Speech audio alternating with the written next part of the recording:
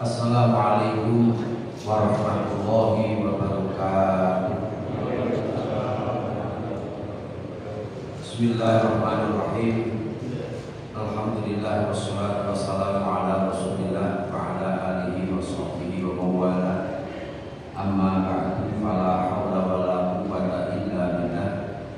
Ashabal fadilah, ulama al-kiram, wa ma'asyiral ulama, Bapak Ibu jamaah sholat subuh Masjid As-Sakinah ingkang sedaya kula hormati.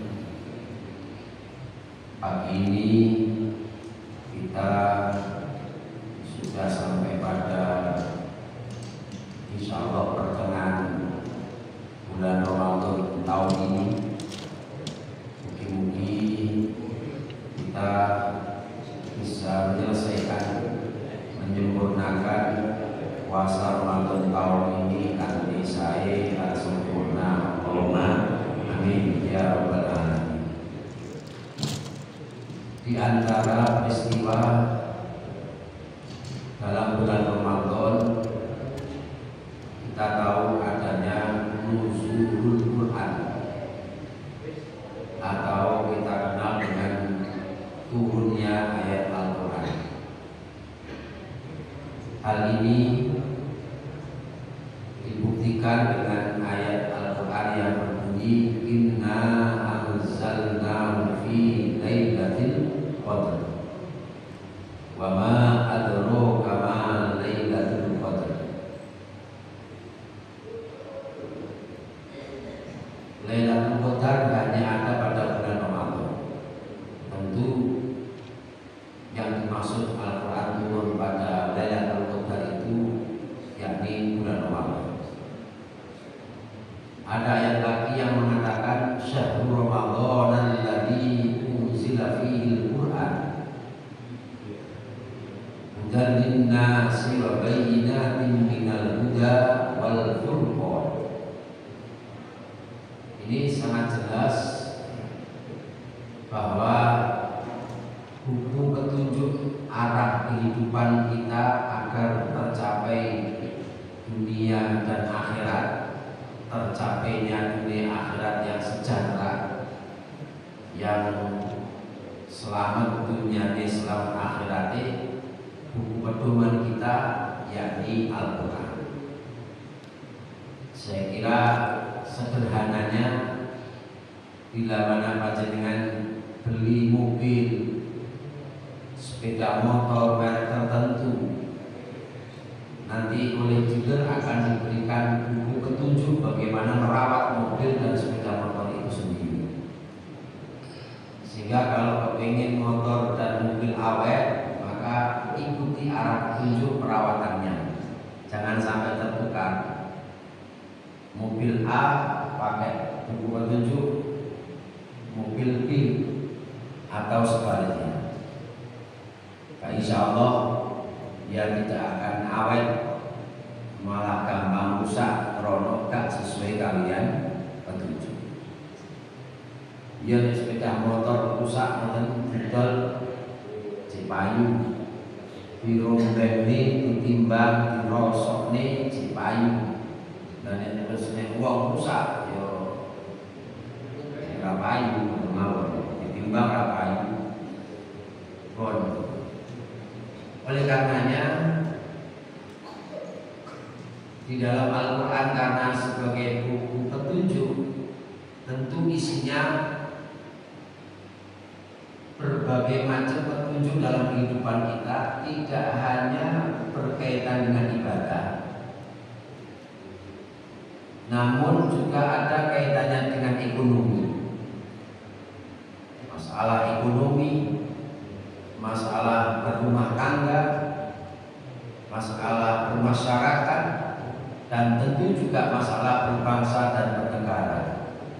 Semua ada di dalam Al-Quran Karim. Oleh karenanya dalam kesempatan ini mungkin kami nukilkan di antara ayat-ayat yang sudah masyhur berkaitan dengan al-hukuk al-insaniyah atau hak-hak asasi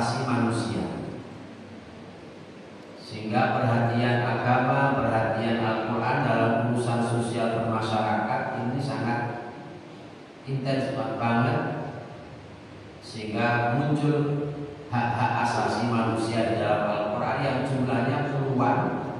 Akan tetapi secara garis besar kami sampaikan ada 5. Yang pertama, bahwa hidup kita ini tidak hanya dijamin oleh undang-undang, akan tetapi Al-Quran sudah mengatakan wala taqtulu auladakum min imlaq wala taqtulu nafsal lati harramallahu illa bil haqq.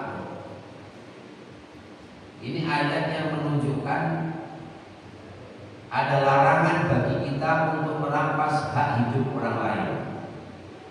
Ada larangan bagi kita sebagai umat Islam untuk menghilangkan nyawa orang lain, sehingga tidak semena-mena mengambil hidup dan mengambil nyawa orang lain walaupun toh itu darah daging kita. Sehingga kalau orang sampai tega melakukan itu, tentu selain melanggar hukum negara, tentu juga melanggar hukum agama. Yang ini pun ngoten, insyaallah uripe yo nyaman, karena masing-masing orang berpegang prinsip pada ajaran agama, tidak ada rasa kekhawatiran sampai diambil nyawa atau dirampas nyawa kita. Oh, dadi ini enek sing terjadi ngoten niku sampai tega menghilangkan nyawa orang lain, menghilangkan nyawa anak kandungnya sendiri, anak biologisnya, bahkan mohon maaf naudzubillah sampai menghilangkan nyawa orang tua, ya niku di luar nalar dan jelas-jelas dilarang keras ini ajaran agama Islam. Munculnya masalah-masalah itu biasanya tidak lepas dari dawuh Kanjeng Nabi, hubbud dunya ra'su kulli khati'atin. Cinta kepada dunia adalah pangkal pokok dari segala macam kejahatan. Ya, sababiyae jalarane macam-macam, tapi secara garis besar dawuh Kanjeng Nabi kados punika. Pun niki sing pertama. Kemudian yang kedua, di dalam Al-Qur'an Al-Lisaniyah, petunjuk Al-Quran sudah jelas bahwa wonten dawuh inna akramakum indallahi atqakum. Kemuliaan orang itu diukur oleh tingkat ketakwaannya, bukan diukur dari cara berpakaian. Boten diukur kali latar belakang nasab atau keturunan, boten diukur oleh pangkat atau jabatan, tapi ketakwaannya.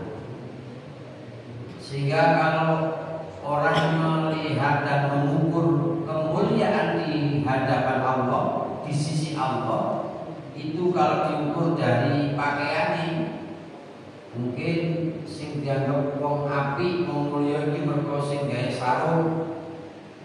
Ibu itu saged. Wong yo pakaian itu tidak ada batasnya. Mau pakai sarung nggih monggo, mau pakai celana nggih monggo. Tapi gini kula sering matur nek sarung itu lah selain praktis yang di dalam bisa demokratis, dan yang penting ISIS dan gelis dulu. Sarung yang di dalam dipakai praktis, yang di dalam bisa demokratis, turyo ISIS lah gelis. Bukan itu yang menjadi ukuran.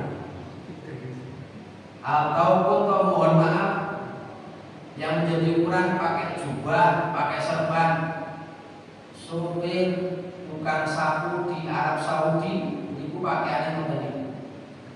Orang terus pakaian itu menunjukkan status sosial, bukan. Keranten memang budaya orang Arab sana pakaiannya terus mekaten. Budaya di kita pakai sarung, pakai kopiah. Bukan yang diukur oleh orang yang mulia pakai baju putih, pakai kopiah, mboten. Nyatane nabi niku sing ditumpakne bis kejaksaan kok lambene yo putih yo nggih kopiah. Sehingga tidak ada yang bisa kita andalkan dari sisi nasab maupun yang lain sebagai ukuran dari kemuliaan seseorang. 3 hari yang lalu ada saudara kita yang di Kecamatan Santren yang meninggal pada saat mengimami sholat tarawih. Mengimami sholat tarawih, di tengah-tengah sholat tarawih meninggal.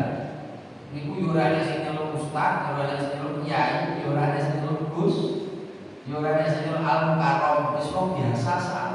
Nggih mboten pangkat, ora di jabatan, tapi mati dalam kondisi sedang sholat. Ya kalau secara lainnya kados mekaten ya jelas husnul khotimah, mugi-mugi Allahumma amin. Jelas karuan. Itu artinya apa? Bahwa oh ternyata pilihan Allah Ta'ala itu ya tidak ada yang tahu. Kata ma'auliya'ahu fima bainan nas. Allah merahasiakan kekasihnya di antara kita. Sapa ngerti sing rawuh saat ini di Masjid As-Sakinah itu ada 1, 2, 3 atau bahkan mungkin semuanya yang menjadi kekasih Allah Ta'ala. Amin. Amin. Biasanya menjadi kekasih pengiran itu sing kalian ngantuk-ngantuk nih belum malah. Mergo saking ikhlas itu malah jadi kekasih. Pasti kalian ngantuk kan ikhlas banget. Bon.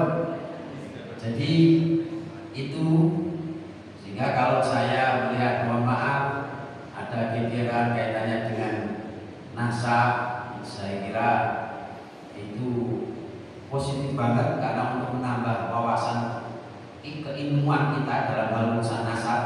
Adapun kebenarannya ya wallahu a'lam bishawab.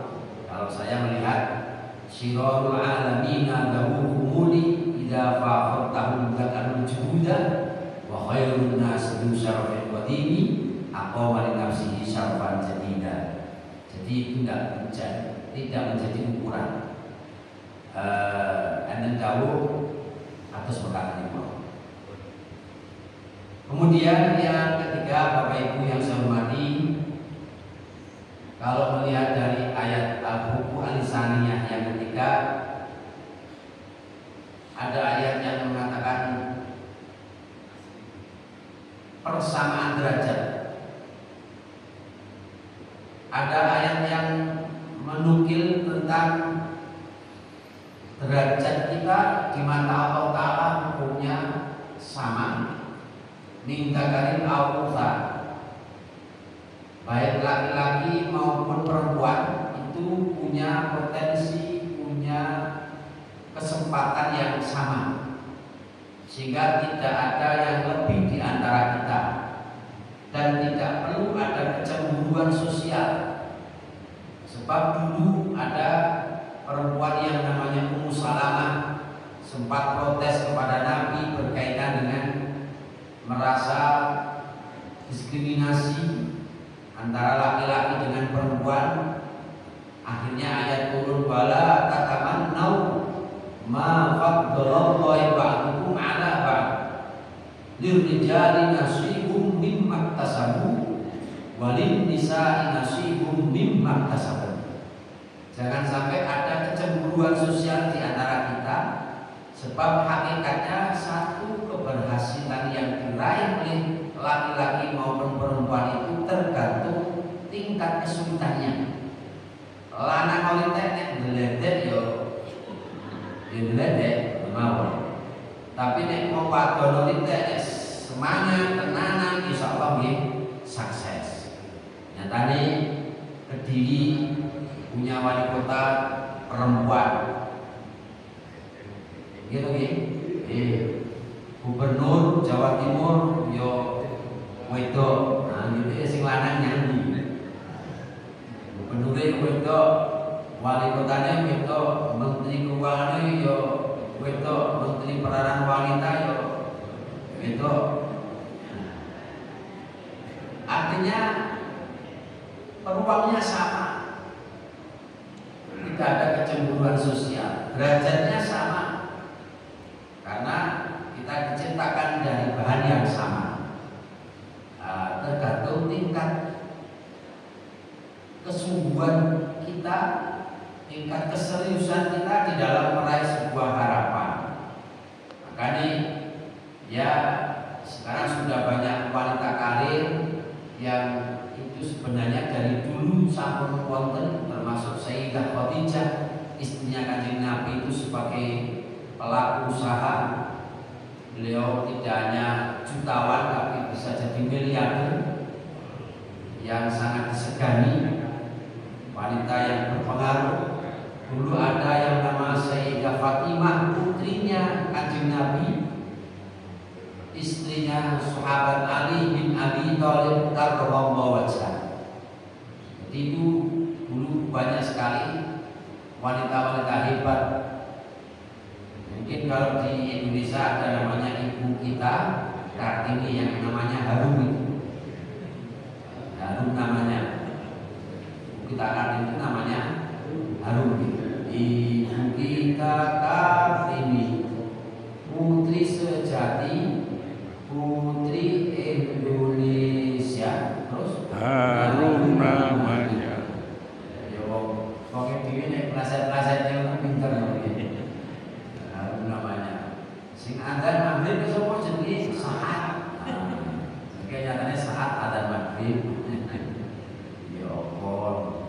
Kon, sing ketika ibu bahwa kita sama di pun paling ditunjuk oleh Allah Taala melalui ada juga yang keempat, kita tahu bahwa setiap manusia harus bersikap adil, sebagaimana Pancasila yang kelima, keadilan sosial bagi seluruh rakyat Indonesia. Tidak hanya Pancasila kelima yang menekankan agar kita itu menjadi manusia yang adil. Al-Quran sudah mengatakan, wala yajrimannakum syana'anu qaumin ala an la ta'dilu i'dilu huwa aqrabu lit-taqwa. Adil ini petunjuk Al-Quran, ini ajaran agama. Sehingga jangan menghukumi, memutuskan hukum kepada seseorang dengan tidak adil karena ketidaksukaannya, karena kesinisannya, sehingga bersikap tidak adil. Padahal adil itu adalah perintah agama. Maka di saat keluarga kita, anak kita perlakukan tidak adil, pasti anak itu protes. Di saat anak saja diperlakukan tidak adil, protes, apalagi yang kita hadapi adalah orang lain. Oh, ini ajaran agama. Kemudian yang kelima, Bapak Ibu yang saya hormati, ada ayat yang mengatakan la ikraha fid-din qad tabayyana ar-rusydu minal ghayy faman yakfur bit-taghuti fa yu'min billahi faqad istamsaka bil 'urwatil wuthqa lam fisama laha. Kita tahu bahwa agama itu adalah hak prerogatif seseorang. Hidayah adalah hak prerogatif Allah Ta'ala. Artinya apa? Bapak Ibu, setiap manusia yang lahir cengar itu fitrah, semuanya sama, belum beragama, belum punya keyakinan. Adapun menjadi agama tertentu ini ya tergantung olehnya orang tua. Yuhawidanihi kata hadis, au yunasyiratihi au yumajjisanihi. Mau diwarnai Yahudi, Majusi atau Nasrani, itu tergantung yang sebelumnya. Maka hak beragama adalah hak setiap manusia. Sehingga Islam memberikan kelonggaran dan kebebasan untuk memilih keyakinan masing-masing. Nah, dikarenakan malaikat kota layo wong dalam keyakinan agama mawon tidak boleh dipaksa la ikraha fiddin, apalagi urusan tilbilan. Kan ngoten. Ya tentu tidak boleh untuk dipaksakan. Nah, maka dari itu kita harus bisa menghargai saudara kita yang lintas agama. Tentu di antara kita tidak akan ada yang bisa menjamin kelangsungan agama kita. Mohon maaf, naudzubillah, kurung karuan sing kecil Islam sampai mati yo mampu mempertahankan Islam yo karuan. Yo karuan yang mulai dari lahir tidak kenal Islam pada akhirnya menjelang mati Islam yo karuan. Kita tak. Makanya kita tidak tahu di saat kapan hidayah akan turun. Kadang cerita termasuk mungkin yang sudah terkenal dengan sebutan Barseso, kurang ngalim terus budi, pengikutnya santri ini kurang akeh piye. Jadi ukuran orang kuliah itu bukan diukur dari pengikutnya oke, santrinya oke, atau jamaah kata boten. Setan itu pengikutnya kata itu mesti api. Melok setan itu uang kan. Apa itu mesti setan api. Boten. Jadi bukan itu. Makanya maksud Allah kebebasan beragama itu dilindungi Al-Quran, dilindungi oleh undang-undang. Sebab selain itu juga ajaran Al-Quran, kita pun juga tidak bisa menjamin kelangsungan dan apa istilahnya, kelangsungan ajaran agama kita, keyakinan kita sampai pada akhir hayat. Bahkan di dalam kitab tafsir Yasin didahului di neraka itu ada seseorang yang punya kesalahan 99 kesalahan, cuma satu tok dia itu pernah berbuat baik, mengucapkan syahadat tok. Jadi kira-kira yo syahadatnya pas dari manten. Asyhadu an la ilaha illallah wa asyhadu anna Muhammadar Rasulullah. Itu tok. Kemudian dia sholat gak tahu, bahwa berbuat poso yo ora tahu. Terus pokok sing 99 dari 100 itu 99 elek kabeh. Habis tok. Hanya mampu mempertahankan syahadat, kalimat syahadat 2 sampai akhir hayat, alias matinya tetap iman. Toh pada akhirnya juga mlebet surgane Gusti Allah. Maka dari itu ini di antara al-buku al-insaniyah. Masih banyak yang lain yang mengatur dalam kehidupan kita, termasuk dalam rumah tangga. Ayat yang sederhana mawon, hunna libasul lakum wa antum libasul lahun. Prinsip dalam rumah tangga, suami istri itu ibarat baju libas, klambi yang bisa menutupi kekurangan atau aib yang dimiliki oleh masing-masing pasangan. Maka di saat istri punya aib, suami punya aib, nek dikelambeni tertutup, akhirnya tidak diketahui oleh orang lain. Nah, artinya apa? Bagaimana suami menutupi kekurangan istri dan bagaimana istri juga menutupi kekurangannya suami. Orang malah disebarluaskan, orang malah dietrek-etrek, kadang-kadang menuruti nonggo tuku jangan nantang bakul etek atau mawon tukune namung 1.000 rupiah, ngobrol iso sak jam ngomongin bojone. Iku biasa sih ngoten, tapi wonge njiri gak teko. Jadi artinya kadang-kadang di antara kita kurang memahami dan menjalani dalam isi Al-Quran. Kata balik ayat yang menjelaskan tentang niki masalah kaya perbankan Di saat ada utang piutang, maka di situ ada perjanjian ditulis, kita nulis di dalam perjanjian itu pun toh juga ajaran Al-Quran.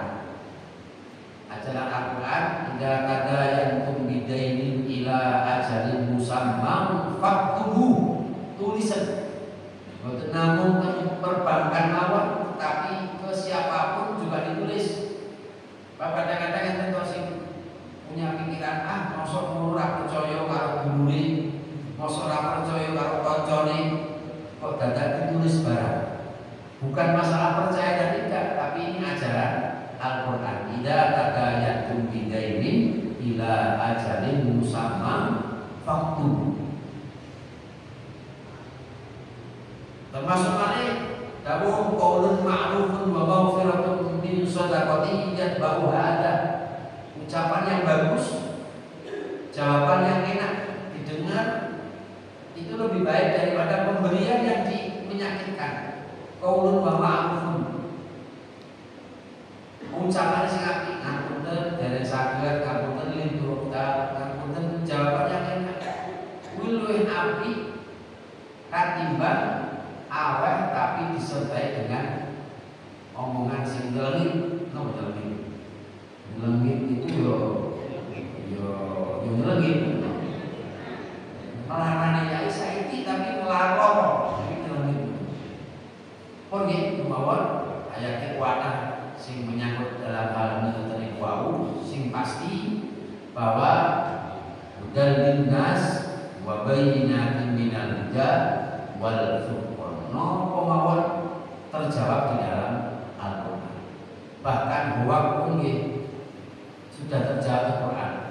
Biyen dulu ngene istilah box, huwa niku lho ngene Al-Qur'an dawuh.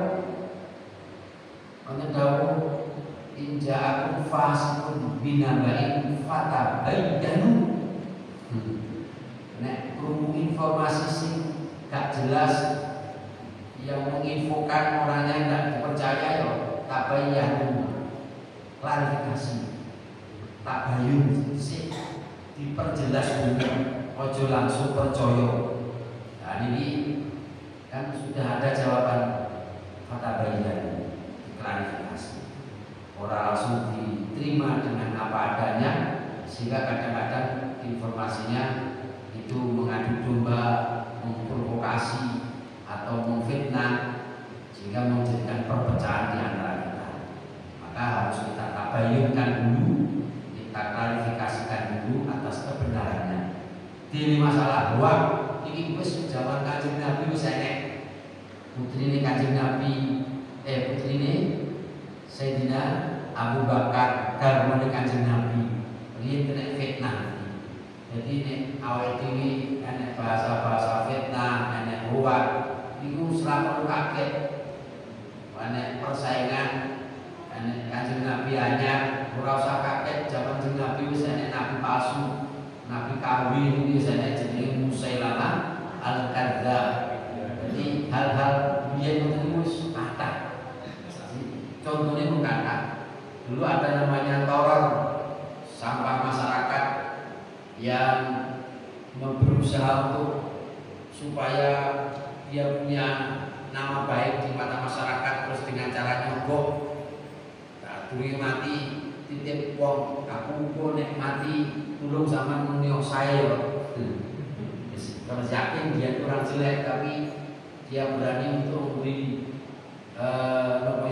uang kepada dua orang supaya beli saya menunggu biar misalnya saya ini ngono berarti itu turunan yang ngomongin mau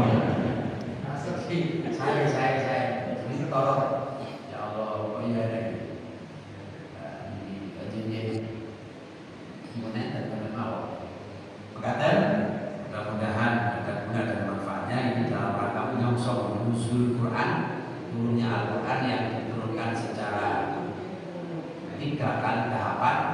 Pertama tadarruj berangsur-angsur 2 kali.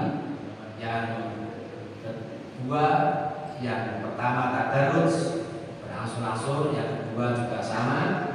Yang ketiga secara mujmal, secara gemblengan menyeluruh itu pada tahapan yang ketiga. Makaten saking Allah waksuli. Jadi Quran diturunkan 3 kali. Yang pertama secara mujmal, secara kemungkinan menyeluruh pertama dan kedua. Adapun yang ketiga dengan tadarus berangsur-angsur sesuai dengan kebutuhan yang dibutuhkan oleh Kanjeng Nabi yang membutuhkan waktu 22 tahun, 2 bulan, 22 hari atau kita bulatkan 23 tahun. Kurang langkungipun nyuwun pangapunten dan marilah kita akhiri dengan bacaan doa Al-Fatihah.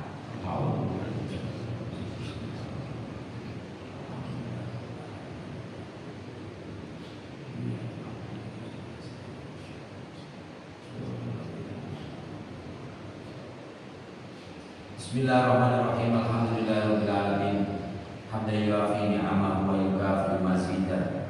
Ya Rabbana lakal hamdu kama yanbaghi li jalalika wa 'azimi sultanik. Allahumma sahhil umurana wa yassir maqasidana wa ballighna ilayka ya Allah ya Rahman ya Rahim.